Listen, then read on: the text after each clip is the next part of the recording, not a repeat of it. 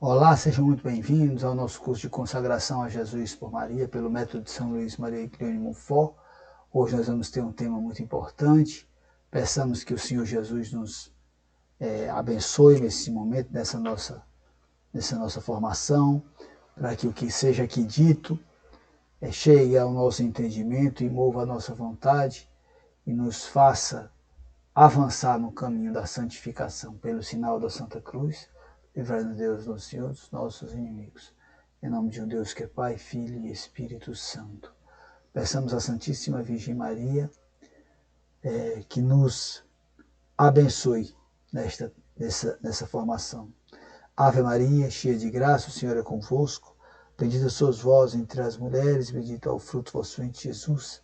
Santa Maria, Mãe de Deus, rogai por nós, pecadores, agora e na hora de nossa morte.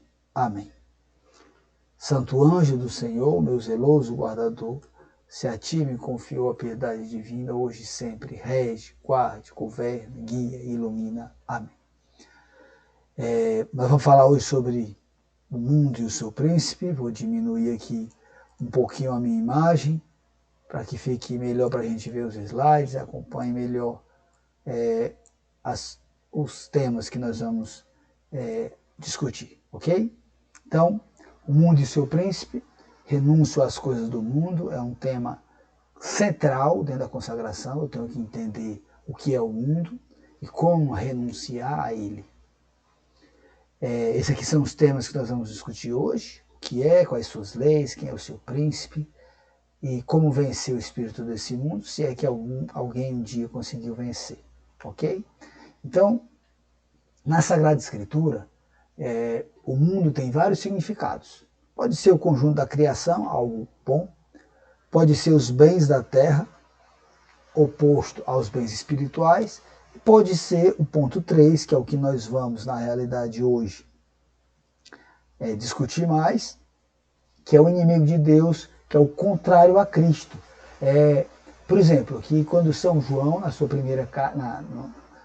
primeiro capítulo do seu evangelho, no proto-evangelho de São João, ele nos diz: o verbo era a verdadeira luz que, vindo ao mundo, ilumina todo o homem. Estava no mundo e o mundo foi feito por ele, e o mundo não o reconheceu. Então, quem que não reconheceu? O inimigo de Deus, aqueles que buscam destruir a Deus, aqueles que competem contra Deus. Na sua primeira carta, ele resume a história da criação dizendo: não ameis o mundo, nem o que há no mundo. Porque tudo o que há no mundo, aí ele resume as três coisas: a concupiscência da carne, a concupiscência dos olhos e a soberba da vida. E diz que isso não vem do mundo, mas não vem do Pai, mas do mundo. Então é contra esse mundo que se opõe a Cristo, esse mundo que se opõe à sua igreja, que é nada mais do que a continuação da vida de Cristo através dos séculos, com o seu corpo místico, que é a igreja. É contra esse mundo que nós vamos falar.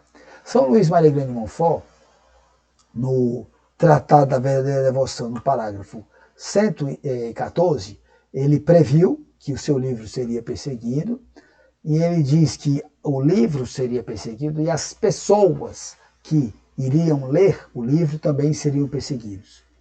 E ele diz que seriam perseguidos para combater contra o mundo, o demônio e a natureza corrompida. Então aqui ele apresenta os 3 inimigos da alma, conforme está lá em Mateus 24, 15 e os seguintes. Ou seja, São Luís aqui apresenta os 3 inimigos da alma, e é contra o primeiro inimigo, o mundo, que nós vamos conversar aqui hoje. Tá? Então, essa é uma figura que está lá na cidade da Espanha, mostrando os 3 inimigos da alma: o mundo, que nós vamos discutir hoje, o demônio e a carne, a natureza corrompida. O Concílio de Trento, o Santo Concílio de Trento, que se reuniu no norte da Itália no final do século XVI, ele diz que a igreja é uma só, mas tem 3 estados. A igreja que milita, que somos nós, a igreja que padece e a igreja que triunfa. A igreja que milita, que somos nós, milita contra os 3. Ele diz assim, chama-se militante, A que padece, a padecente, a que triunfa é a triunfante. Então a igreja só uma, 3 estados, triunfante, gloriosa, padecente, que somos nós, e a que padece no purgatório. A igreja que milita, milita porque está obrigada a manter uma guerra incessante contra os mais cruéis inimigos, o mundo, a carne e o diabo. É contra o mundo que nós vamos, sobre o mundo que nós vamos discutir hoje, ok? São João da Cruz, o grande São João da Cruz, também viveu ali nesse período do final do século XVI. Ele escreveu um pequeno livro chamado Cautelas, que é dentro das suas obras, é mais ou menos a primeira metade do livro.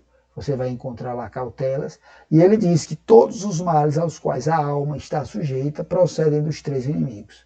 O mundo é o menos difícil, o diabo é o mais difícil de entender, mas a carne é a mais obstinada. E ele diz que para derrotar um dos 3, é necessário derrotar os 3. Então não adianta eu lutar contra a carne, não adianta eu lutar contra o demônio se eu não lutar contra o mundo. Então por isso que nós temos essa formação, para que cada um de nós que quer ser escravo de Jesus pelas mãos de Maria, saiba reconhecer o mundo, saiba reconhecer como o mundo age, como ele nos seduz, como ele nos tenta e como vencer.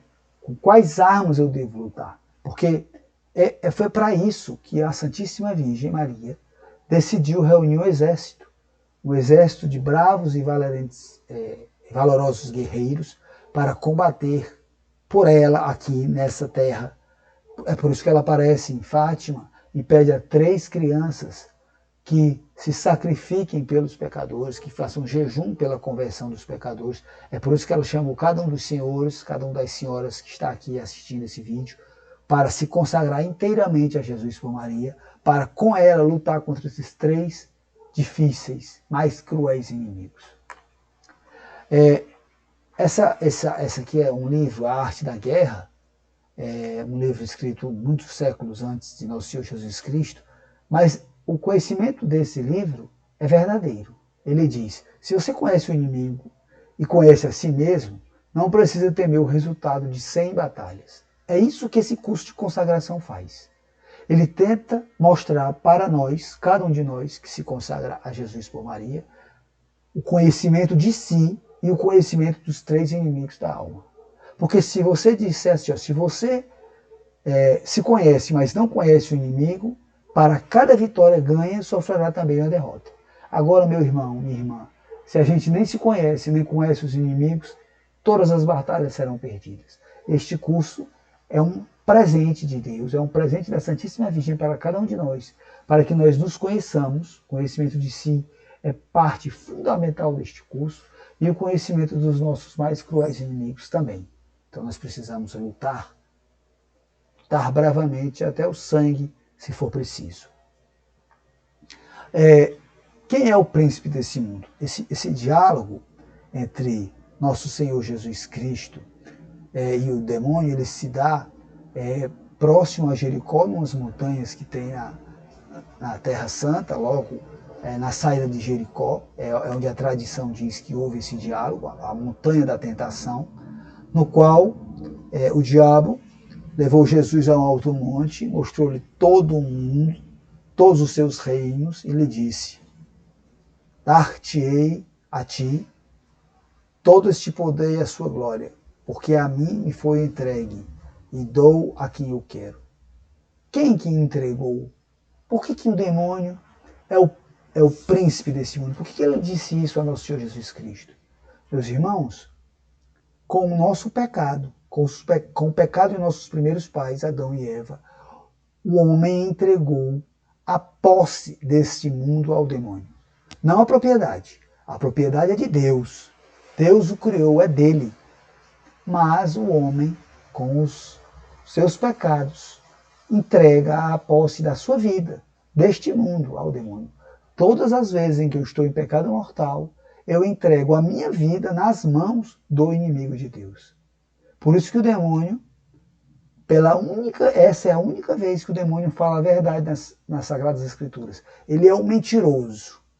Mas, neste momento, ele fala uma verdade. Ele fala que o homem, querendo ser como Deus, entrega a ele o poder sobre este mundo. E Jesus também o afirma, não só o demônio. Jesus também, no seu diálogo com Pilatos, isso aqui é uma foto do filme do Mel Gibson, A Paixão de Cristo, e lá no final do filme, nesse diálogo ele diz, Pilatos entrou de volta no palácio, que ele estava naquele movimento de tentar libertar nosso Senhor Jesus Cristo. Ele chama Jesus e pergunta, tu és o rei dos judeus? E Jesus responde claramente, com todas as letras, ele diz, o meu reino não é deste mundo. Se o meu reino fosse deste mundo, os meus guardas lutariam para que eu não fosse entregue aos judeus, mas meu reino não é daqui. Ou seja, Jesus veio resgatar a humanidade perdida, mas o mundo deu as costas, o flagela, o mata, e dá com isso a posse deste mundo ao demônio, ou seja, quem é o príncipe desse mundo em que somos apenas estrangeiros. Jesus fala isso claramente nos capítulos 14, 15, 16, 17, de São João, onde ele faz a despedida dos seus apóstolos após o lava-pés, onde ele faz a oração sacerdotal, ele diz assim, o mundo vai vos odiar, porque me odiou por primeiro, eles, mas vós não sois deste mundo. Isso ele fala ali para os 11, porque Judas havia saído, representando cada um de nós, aqueles 11 homens que estavam com Jesus no cenáculo, quando ele diz, vós não sois desse mundo, por isso o mundo vos odiará. É para isso que nós precisamos entender melhor o mundo, como combatê-lo. São Luís escreve um livro chamado O Amor da Sabedoria Eterna.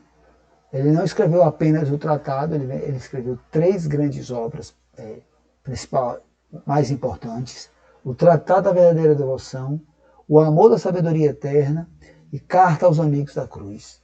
Nesta obra, O Amor da Sabedoria Eterna, ele apresenta os 10 mandamentos do mundo. Eu sugiro que, passada a consagração, cada um dos senhores e das senhoras possa fazer o pedido desse livro, na internet vocês encontram, tem para vender em muitas livrarias. E lá ele vai explicar, lá no artigo 78, tá? No artigo 78, ele vai explicar todos esses passos aqui. Nós não vamos ter tempo suficiente para explicar cada um dos 10 mandamentos, mas como Deus tem os seus 10 mandamentos, o mundo também tem os seus 10. Conhecer o mundo, uma falsa ideia de honestidade, uma busca incessante pelo dinheiro, a avareza, a ânsia de guardar, o objetivo de adiantar na vida, de estar sempre querendo o que não é seu, o que é do outro, as falsas amizades, as altas rodas da soberba, a vaidade, a busca de uma vida confortável em excesso, deixando o corpo mimado contra as necessidades que o corpo tem de se submeter à alma, ou seja, a alma, a razão, precisa submeter o corpo. Quando você busca viver apenas confortavelmente, momentos de prazer, o hedonismo, você deixa o corpo mandando, submetendo a alma, nessa relação entre corpo e alma, que é uma relação que deve ser ordenada, no qual a alma deve submeter o corpo e jamais o contrário. Não ser desmancha esse prazer, é o politicamente incorreto, evitar manifestações de piedade. Então tudo isso está nos 10 mandamentos do mundo, que São Luís explica perfeitamente neste livro. Eu vou trazer alguns pontos do livro, mas eu recomendo que depois, passada a consagração, cada um dos senhores possa fazer essa leitura. Ele diz que o mundo tem o triste privilégio de ver as coisas exatamente ao contrário de como elas são. Ela chama de bens, o que na verdade são males, e chama de males o que são bens ou podem se tornar bens. Olha que afirmação, meus irmãos. Mede sua felicidade, o mundo que nós vivemos, nossos colegas de trabalho, nossos familiares, nossos vizinhos, eles medem o mundo, a felicidade deste mundo, pelos prazeres, pela riqueza, pelas honras, pelos confortos, pelos passeios, viagens, pela boa saúde, por nunca adoecer, por viver longamente. Mas, meus irmãos, nem sempre isso é o verdadeiro bem. Muito pelo contrário. Isso pode, e sempre, quase sempre, nos afasta de Deus. Quantas vezes nós precisamos de quedas para reconhecer a presença de Deus, a necessidade de Deus? Quantas vezes Deus nos faz cair para que nós, chegando próximo ao chão, nós nos humilhemos diante dele? Sim, porque o humus, terra, a humildade é a verdade, como diz Santa Teresa d'Ávila. A humildade, a proximidade com o nada, o reconhecimento do seu nada e a grandeza de Deus, que nós somos um pequeno grão de areia no universo.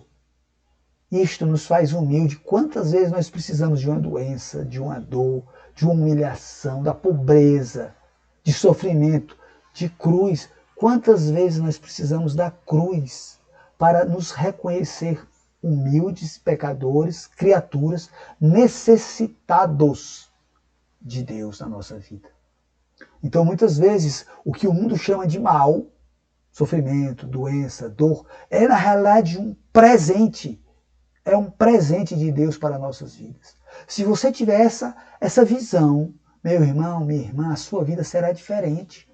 Porque você não vai mais fugir da cruz. Você vai, a exemplo de Cristo, abraçar, amar e carregar a sua cruz sem murmuração, louvando e bendizendo a Deus, como o profeta Jó dizia: Deus deu, Deus tirou, louvado seja o nome do Senhor.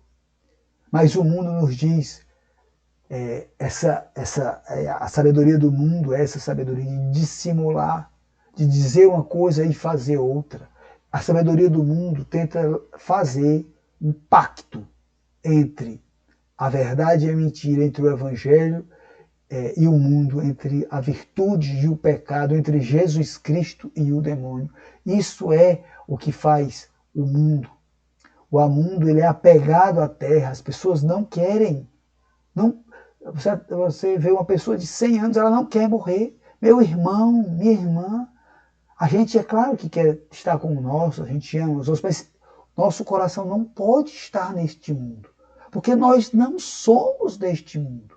Nós estamos aqui de passagem.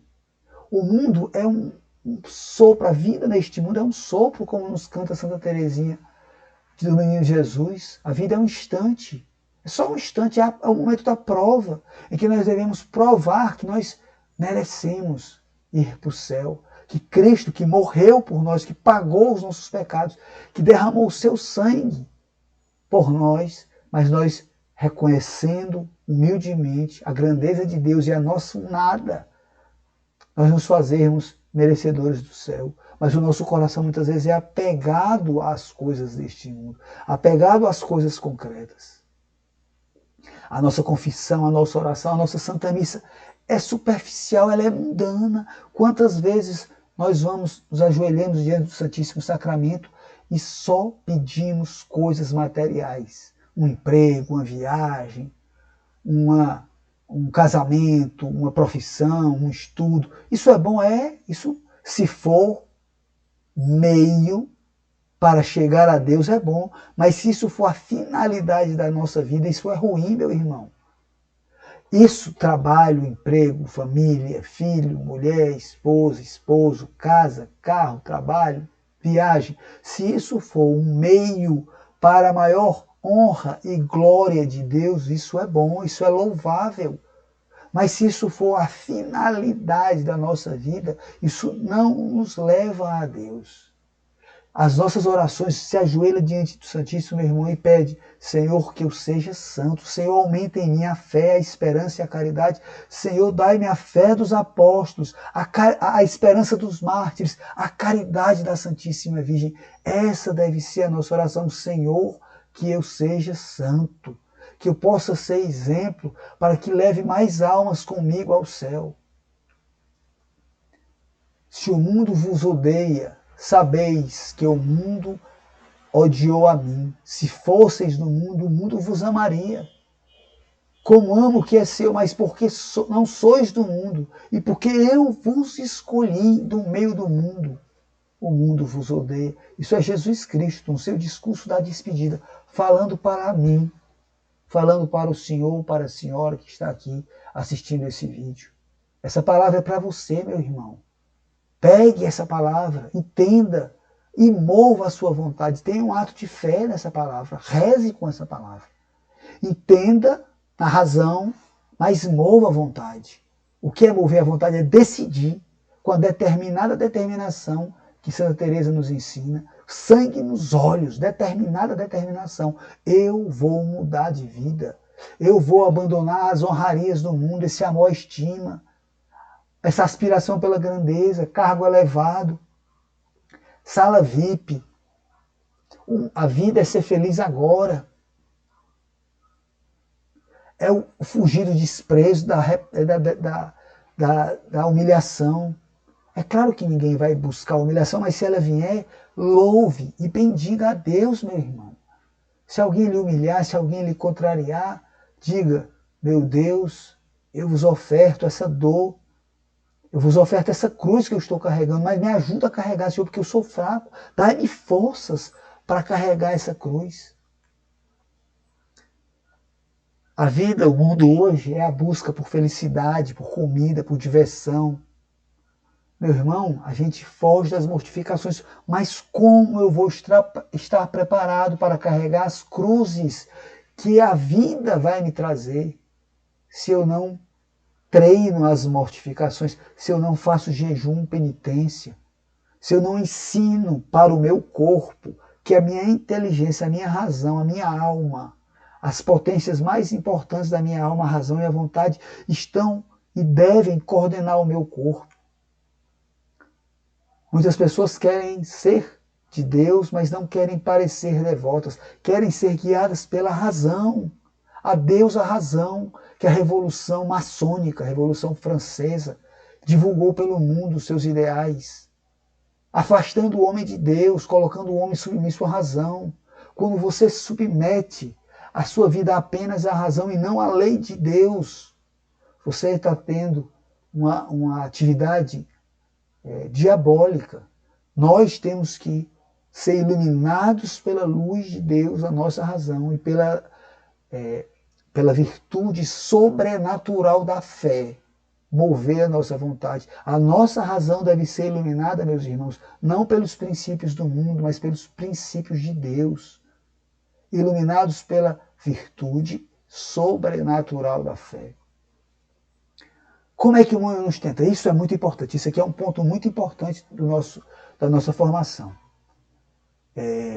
Adolfo Tanqueray, é dali que eu tirei um livro, chama-se Teologia Ascética e Mística. É de lá que eu tirei essa parte da formação. Ele diz, o mundo nos tenta através das seduções. Ele nos seduz pelas suas máximas, que são contrárias, diferentes das máximas evangélicas. A felicidade é dos ricos, dos fortes, dos violentos, dos ambiciosos, dos arrogantes. É exatamente o contrário das bem-aventuranças do Sermão da Montanha. Jesus apresenta isso de forma muito clara. É o amor ao prazer, aproveitar a vida, a juventude. Deus é bom, não vai condenar ninguém para o inferno. Todos vão ser salvos. Isso é o oposto do que nos diz a Sagrada Liturgia, nos diz a Sagrada Escritura, o Sagrado Magistério, a tradição dos santos.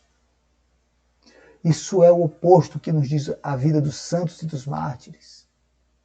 O mundo nos seduz com a exibição de suas vaidades e prazeres, as reuniões mundanas, as festas, os vícios inofensivos e atraentes, as festas, as roupas, os filmes, os livros.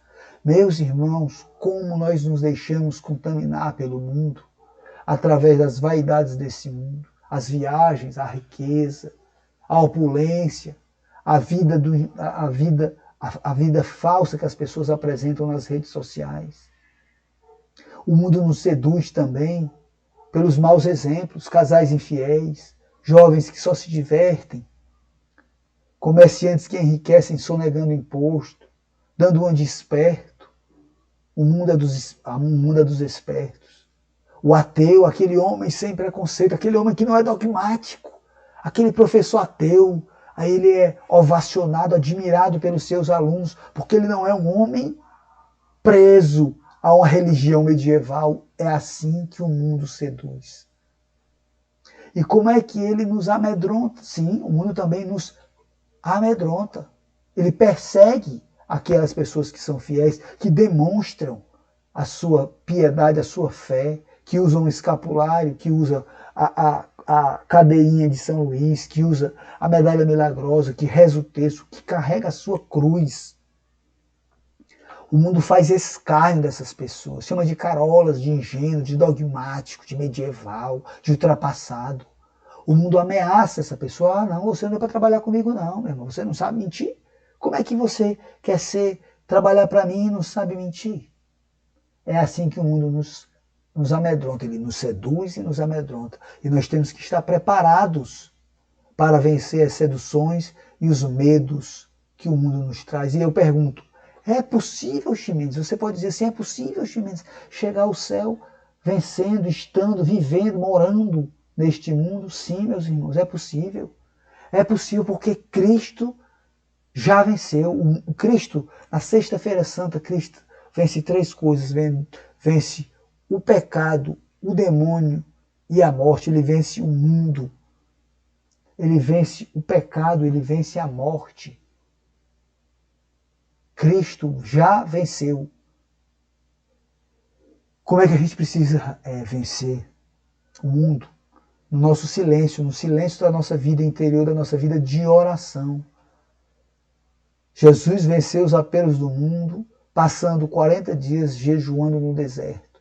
Ou seja, no nosso silêncio interior, mesmo que eu viva no mundo, eu posso, na minha oração pessoal, na minha oração orante, na minha leitura orante da Sagrada Escritura, na minha Lexio Divina, eu posso sair do mundo e fazer um retiro na minha solidão, na solidão do meu eu, no silêncio da minha vida interior.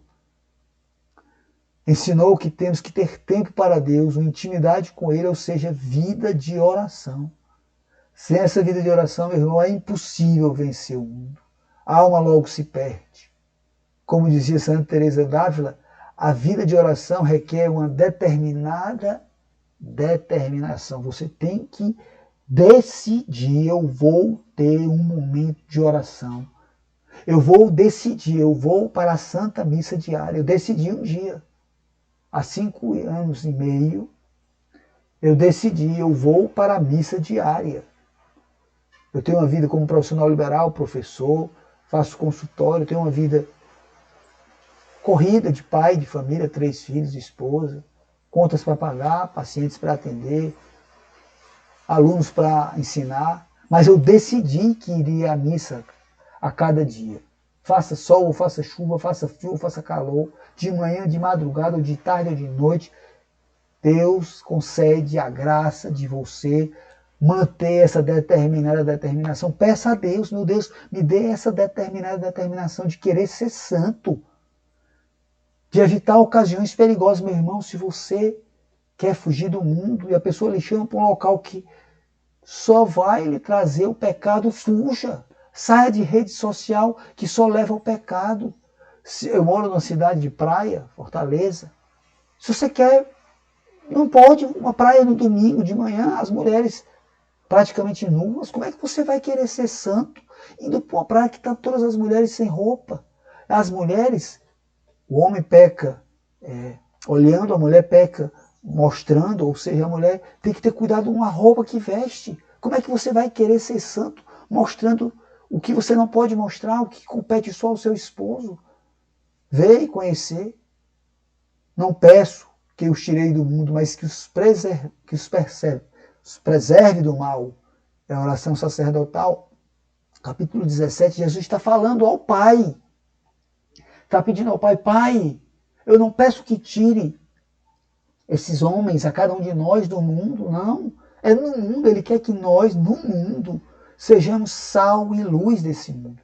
Que nós mostremos ao mundo que é possível ser santo, sede santos, como o Pai do céu é santo. Ele nos avisa, nos alerta, nos exorta. no Sermão da Montanha, Mateus 5, último versículo, sede santos como o Pai do céu é santo. É isso que ele espera de cada um de nós. A constância, como diz São Francisco de Sales, no seu livro A Filoteia, a constância mostrará que a nossa devoção é séria e sincera. São João da Cruz, no seu livro Cautelas, ele diz, né, o desapego das pessoas, o desapego das coisas, o desapego dos olhos.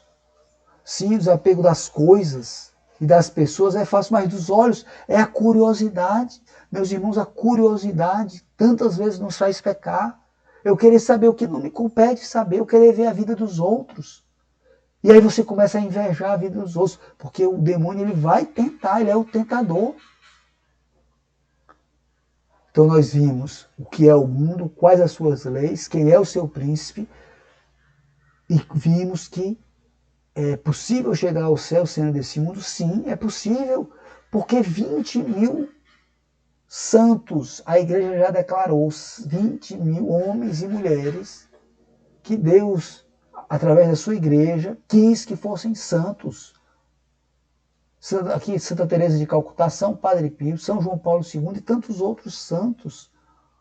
A Constituição Pastoral Gaudium et Spes, ou seja, alegria e esperança, ela nos diz: um duro combate contra os poderes das trevas atravessa toda a história da humanidade, tendo começado nas origens, há de durar o último dia. Só através de grandes esforços é que o homem, com a graça de Deus, consegue realizar a sua unidade interior. Ou seja, como é que a gente chega ao céu, meus irmãos?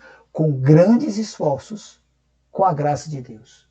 O que é a graça de Deus, meus irmãos? É a vida sacramental. É a confissão frequente, semanal se for possível. É a Eucaristia diária. Se não puder ser sacramental, se você vive num local que não tem padre, faça a comunhão espiritual, mas o mais frequentemente possível busque a confissão sacramental. Viva como batizado, como filho de Deus. Busque a Jesus, a oração, essa conversa pessoal, íntima. Jesus Cristo é uma pessoa, converse com ele, ele lhe ouve. Coloque-se sob o manto da Virgem Maria. Isso é viver a graça de Deus. E aí, além da graça, nós precisamos de grandes esforços. Nós precisamos desenvolver algo que a filosofia chama de ascese. Está lá a tradução do Google, ascese, na filosofia grega, o conjunto de práticas e disciplinas caracterizadas pela austeridade e autocontrole do corpo e do espírito, que acompanham e fortalecem a especulação teórica na busca da verdade. No cristianismo e em todas as grandes religiões, são um conjunto de práticas austeras, comportamentos disciplinados e evitações morais, prescritos aos fiéis, tendo em vista a realização de desígnios divinos e leis sagradas. Do grego, ascese quer dizer exercitar-se. Então é o exercício da alma. A academia, o crossfit, a atividade física, a caminhada, a corrida, a natação, tudo isso é atividade do corpo, mas eu preciso exercitar a alma. E como é que eu exercito a alma? Através da ascese. Isso aqui é o grande bispo, já falecido pelo Covid, Dom Henrique Soares. Ele pregou um retiro, vocês encontram essas aulas aqui no YouTube, e uma delas é só sobre a ascese, a terceira. Tá? Vocês conseguem encontrar, a terceira não, é a quarta, né? Acho que é a quarta. Primeira, segunda, é a quarta. Retiro espiritual. A quarta pregação é sobre a ascese. Eu recomendo que os senhores procurem, é só colocar retiro espiritual, ascese, Dom Henrique Soares, você encontra esse link e você ouve, você não vê, você só ouve a formação dele. Ele passa 1 hora explicando sobre o que é a ascese. Eu vou falar aqui rapidamente, mas obviamente ele explica muito melhor do que eu, com mais tempo, com muito mais propriedade. Ele é bispo, é professor, ele é aquele responsável, aqueles homens responsáveis por ensinar o povo. Então eu recomendo de coração que vocês assistam. Porque o nosso corpo, e isso aqui é um exemplo que ele usa lá na formação, o nosso corpo é como uma criança mimada, birrenta, cheia de vontade, que precisa ser educada. O nosso corpo precisa ser educado pela nossa alma, pela nossa inteligência, pela nossa razão. E a igreja nos ensina as práticas quaresmais. O jejum, a esmola, a oração. O jejum para nos ajudar a vencer a gula e a luxúria. A esmola para ajudar a vencer a avareza. E a oração para nos ajudar a vencer a soberba. Os votos que os religiosos fazem também é para lutar contra essas 3 concupiscências. O voto de castidade para vencer a gula e a luxúria, a pobreza para vencer a avareza e a obediência ao superior para vencer a soberba. Meus irmãos, essa é a forma, a ascese, a forma que nós temos que lutar contra o nosso corpo, que é uma criança mimada. Para que nós consigamos vencer o mundo, nós precisamos fazer o jejum, que é uma atividade espiritual. Quer comais, quer bebais, quer façais qualquer coisa, fazei tudo para a glória de Deus. Então o nosso alimento tem que ser após uma oração. Reze antes de se alimentar, abençoe os alimentos, abençoai Senhor este alimento, fruto da terra, do trabalho do homem e de vossa infinita liberalidade. Você que é pai e mãe de família, reze sobre os alimentos com a sua família antes de consumi-los. E peça a Deus a virtude da temperança. A virtude da temperança é aquela que me diz que eu não preciso comer até a completa saciedade, mas que eu tenho que comer apenas o limite das necessidades. Os benefícios do jejum são incríveis. Santo Tomás de Aquino nos ensina, ele purifica a alma, eleva os sentidos, submete a carne ao espírito, torna o coração contrito e humilhado, dissipa as névoas da concupiscência, extingue os ardores das paixões, acende a verdadeira luz da castidade. A ciência também nos diz, isso aqui é um artigo científico, uma revisão de mais de 150 trabalhos científicos que mostra que o jejum prolongado que a gente faz às quartas e às sextas, conforme a Santíssima Virgem pede em Medjugorje, melhora as funções cerebrais, cardíacas, hepáticas, intestinais, musculares, o sistema músculo-esquelético, melhora o corpo como um todo. E nós também precisamos dominar as nossas paixões da carne. Nós precisamos viver a pureza, a castidade. Todos nós, eu sou casado, mas sou chamado a ter uma vida casta, uma vida pura. O meu olhar, o meu coração tem que ser puro. Olha como é importante, isso aqui é do livro do padre Paulo Ricardo, sobre as doenças do corpo e da alma, eu tirei esse slide de lá. Um olhar que cura. Ele diz lá que a sexualidade do homem é a sexualidade da visão. O homem, ele peca pela visão. A pornografia é uma doença do homem. Que nós precisamos curar o olhar. Então eu tenho que saber não olhar. Eu tenho que saber fechar o olho para muitas coisas.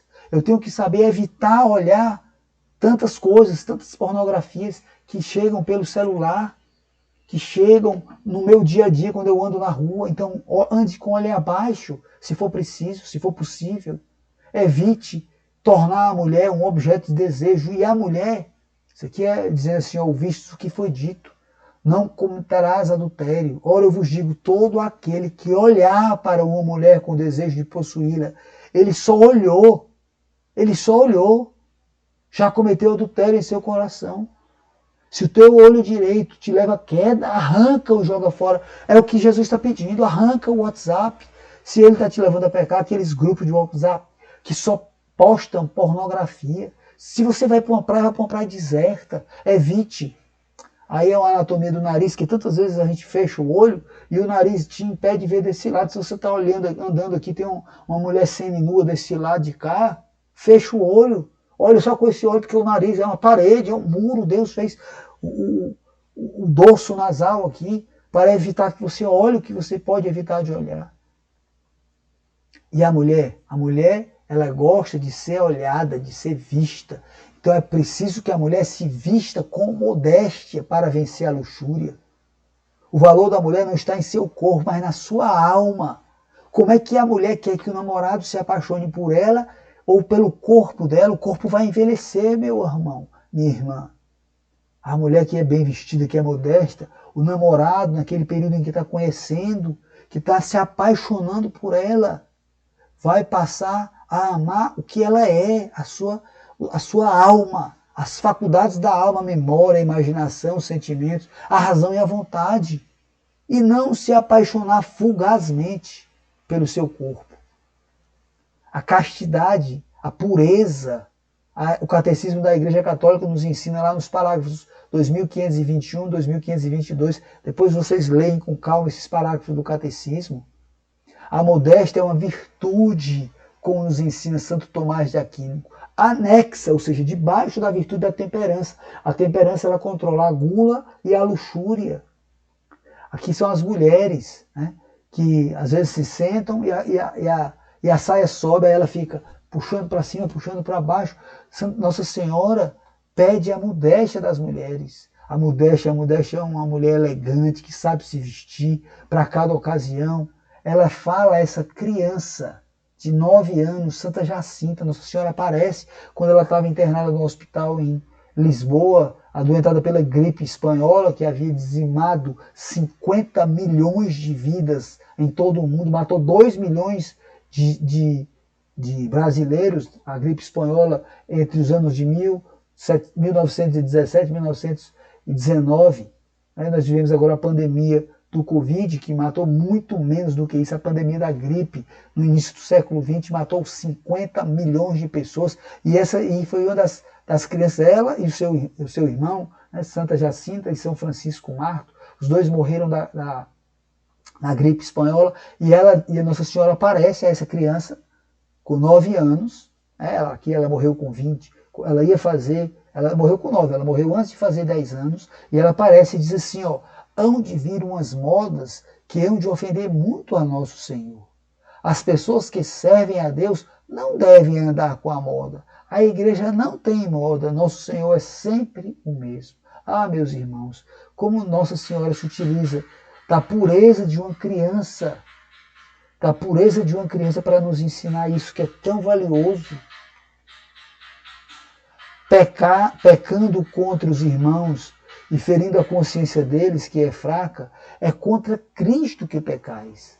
Por isso, se o alimento é ocasião de queda para meu irmão, nunca mais comerei carne, para não escandalizar meus irmãos. Meu irmão, aqui é São Paulo ensinando aos coríntios que eu tenho que ter cuidado para não causar o pecado do escândalo. O que é o pecado do escândalo? É fazer alguém pecar. Sim, quando uma mulher se veste de forma não modesta, que apresenta o corpo, os homens podem pecar mortalmente, podem desejá-la em seu coração. Isso é um pecado mortal. Ou seja, aquela mulher está produzindo com a sua roupa a morte espiritual daquela alma, que é muito pior do que a morte física. Porque a morte física, todos nós vamos morrer, mas a vida eterna, ela é por toda a eternidade, a alma é eterna. Se você predispõe uma alma a pecar mortalmente e aquela pessoa morre sem se confessar, aquela pessoa ficará eternamente perdida no inferno. Olha a gravidade, é isso que São Paulo está dizendo nessa carta aos Coríntios. Como é que nós vencemos a concupiscência dos olhos, meus irmãos? Que é o espírito de pobreza evangélica. Não é rico, isso nos ensina São João Crisóstomo, falecido no ano de 407. Olha, lá no 5º século ele já nos ensina. Quando se deseja menos, é o que se torna verdadeiramente rico, é a pobreza de espírito. Tá? Aqui eu vou tirar aqui de cima, quando se deseja menos é que se torna verdadeiramente rico, é a pobreza de espírito. O que ele está dizendo aqui? Não é rico quem está circundado de muitas coisas, mas o rico verdadeiro é quem não tem necessidade de muitas coisas. Não é pobre quem não tem nada, mas o verdadeiro pobre é aquele que deseja muitas coisas. Acostumemo-nos a julgar a riqueza e a pobreza pela disposição da alma e não pela quantidade de bens. Ser modesto nos desejos, essa é a verdadeira riqueza.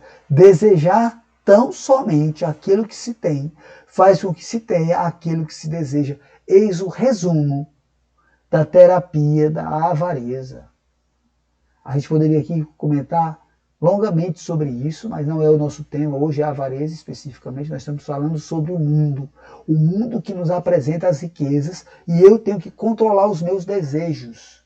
Se eu quero um carro, mas depois eu quero outro maior, depois eu quero ter dois, depois eu quero uma casa, depois eu quero uma casa maior, depois eu quero uma viagem, depois eu quero uma viagem maior. Eu vou vivendo para isso, eu vou colocando no dinheiro, no prazer, nas estimas, o meu coração. É claro que é bom viajar, estar em uma casa confortável, ter um carro confortável, mas isso não pode ser a finalidade da vida. Isso pode ser uma consequência de uma vida de trabalho, de uma vida de honestidade, de prestando bom serviço à comunidade, do trabalho que você exerce, e como consequência você vai ser remunerado, mas isso não pode ser o objetivo da vida, isso é apenas a consequência. Aonde está o teu coração, aonde está o teu tesouro, perdão, aí está o teu coração. É isso que Deus quer saber, onde está o meu tesouro. Se o meu tesouro estiver nisso, nos bens deste mundo que passam, que a traça corrói e que o ferrugem destrói, meus irmãos, isso passará. O que não passa são os bens eternos. E por fim, para a gente finalizar, vencendo a soberba, o orgulho, a vanglória. Evagrio, vou tirar novamente aqui, Evagrio Pôntico.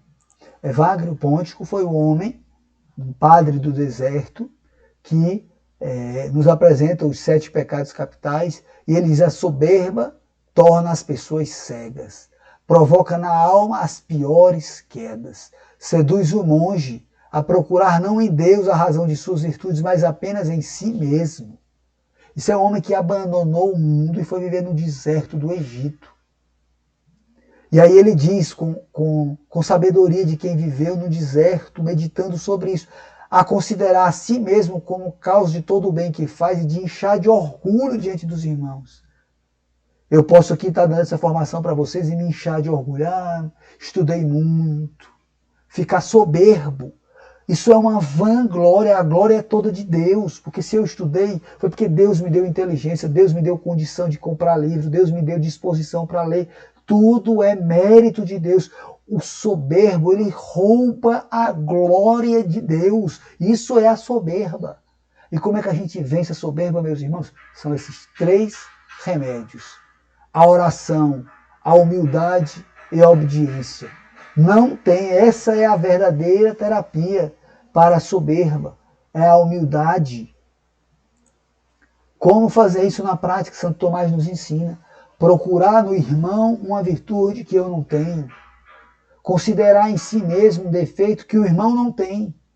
Pensando que se aquela pessoa tivesse recebido todas as graças que você recebeu, ele seria com certeza melhor do que você. Isso é Santo Tomás de Aquino, grande doutor da igreja, ao lado de Santo Agostinho, os 2 maiores doutores da igreja. Isso ele nos ensina. Fórmula simples de viver a humildade. Santa Teresinha do Menino Jesus nos ensina: eu vos suplico, ó meu Deus, envia-me uma humilhação cada vez que a soberba me dominar. Santa Maria Maravilha de Jesus diz: sem humildade não pode haver virtude nenhuma. Por quê? Porque as virtudes que nós temos são de Deus. Foram infundidas no nosso batismo, as virtudes sobrenaturais, as virtudes teologais e as virtudes sobrenaturais da justiça, da prudência, da temperança, da fortaleza, e com ela todas as virtudes anexas foram infundidas, são mantidas pelos dons do Espírito Santo, que os 9 dons do Espírito Santo nos ajudam a viver as virtudes de forma plena. Isso é roubar de Deus. A vanglória rouba de Deus a glória que é dele. Santa Faustina Kowalska nos ensina também de uma forma muito perfeita: o demônio pode ocultar-se sob o manto da humildade, mas não pode vestir-se com o manto da obediência. Por isso que é tão difícil obedecer, meus irmãos. Por isso que é tão difícil obedecer, porque é uma virtude que nos ajuda a vencer a soberba. Essa aqui são as orientações do fundador da Europa. Não sei se os senhores sabem, mas São Bento, aquele da oração: a cruz sagrada seja a minha luz, não seja o dragão meu guia, retira-te de Satanás, nunca me aconselhes coisas vãs, é mal que tu me ofereces. Bebe tu mesmo os teus venenos. Esse pequeno exorcismo de São Bento é esse aqui. São Bento de Núrcia, que fundou a vida monástica no Ocidente. Ele nos ensina esses 12 métodos para vencer a soberba. Eu vou ler só os que estão em vermelho: não querer seguir a própria vontade. Isso a gente pede no Pai Nosso: Pai Nosso, que seja feita a vossa vontade, assim na terra como no céu. E quantas vezes nós queremos que Deus faça a nossa vontade? Quantas vezes nós não queremos nos submeter à vontade de Deus? Abraçar pacientemente, por obediência, as coisas ásperas e duras. Quantas vezes nós postergamos para amanhã, para depois de amanhã, para o mês que vem, para o ano que vem, as durezas, as dificuldades dessa vida. Reconhecer e confessar os próprios defeitos, bater no peito e dizer: Senhor, eu pequei. Dizer para o Padre: Senhor, Padre, eu sou soberbo, eu me vanglorio pelas virtudes que não são minhas, são de Deus. Não falar sem ser perguntado. Meus irmãos, quanto pecado nós evitaríamos se nós vivêssemos isso. Eu tenho muita dificuldade nesse aí. Eu rezo e peço a Deus aqui diante dos senhores e das senhoras que rezem também por mim, para que eu possa não falar sem ser perguntado, saber silenciar, manter os olhos no chão, evitar de olhar, querer a curiosidade de querer ver o mundo, saber de tudo. Esse olhar, manter os olhos baixos, é fisicamente, mas também espiritualmente. É manter o silêncio interior, fugir das dissipações. E aí nós terminamos com Santo Agostinho, que nós celebramos no dia 28 de agosto, dia depois de celebrarmos a sua mãe, Santa Mônica. Ele diz: Senhor, é duro te seguir, mas é possível te deixar. Senhores e senhoras, peçamos que a Santíssima Virgem nos derrame todas as graças que nós mais necessitamos para vencer os 3 inimigos da alma, vencer o mundo, o demônio e a carne.